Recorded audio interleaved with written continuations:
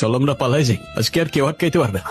দেখ আমি অনেক টাকা নিয়ে আসছি, এখন আর কোনো সমস্যা হবে না। তোর বাবারে ডাক না, তোর বাবার চাইতে অনেক বেশি টাকা আছে আমার কাছে। দেখ না, এই দেখ অনেক টাকা আছে আমার কাছে। আরো লাগবে? আরো আছে, আরো আছে। কত টাকা লাগবে বল না, কত টাকা লাগবে? সবার কষ্ট দূর করে দিব আমি। মানুষ বলে টাকাই নাকি সবচেয়ে বড় সুখ, সব তারই ক্ষমতা। যখন আমার বাপের কাছে ছিল তখন সে দেখাইছে, যখন তোমার বন্ধুদের কাছে ছিল তারা দেখাইছে, আর এখন তুমি দেখাইতেছ।